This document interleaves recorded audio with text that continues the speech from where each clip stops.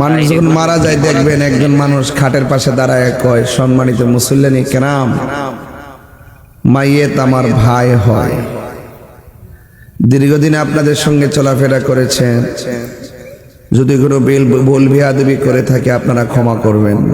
তখন আমরা কি বলি? আমরা মাফ করলাম, আল্লাহ মাফ করুন। যদি কোনো লেনা দেনা পাওনা থাকেন আমরা আসি, আমরা ইনশাল্লাহ পরিশোধ করবো। এরপর ওই সব মানুষ মিল্লা জিল্লা নিয়ে একটা ঘরে ফালাই দিয়ে আসে। বলুন তো ওই ঘরের নাম কি?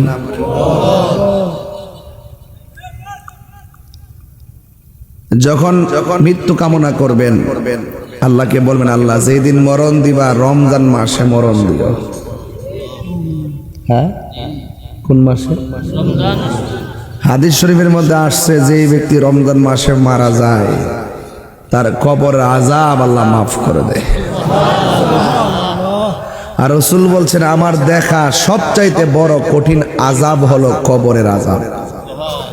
আর রমজানের মৃত্যুবরণের কারণে যদি এটাই মাফ হয়ে যায়, আমাদের মতো সৌভাগ্যবান কি আর কেউ আছে? নাই। আমার ভাইরা, চলে তো যাবই একদিন, হয়তো বাবার আগে ছেলে যায়, ছেলের আগে বাবা যায়। এই হায়াত লিখে রেখেছেন কে? আল্লাহ।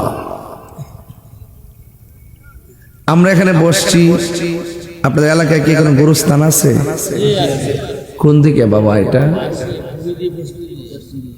পশ্চিম দিকে আছে। ওই গুরুস্থানে যারা শুয়ে রয়েছে আর আমরা যারা এখানে বসে আছি, এরাও মানুষ, আমরাও মানুষ।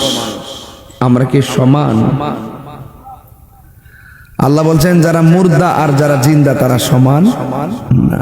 ওয়ামা ইয়াস্তাবিল আহইয়া ওয়ালাল আমওয়াত। যারা জিন্দা এবং যারা মুর্দা তারা কখনো এক হতে পারে না। জিন্দা মানুষের ঘরে আগুন লাগলে 100 লোক আইব আগুন নিবাইতে, আর মুর্দার কবরে যদি আগুন লাগিয়া জায়গা পৃথিবীর কেউ নিবাইব দূরের কথা, খবরই লইত না। তাহলে ওরা আর আমরা কি এক?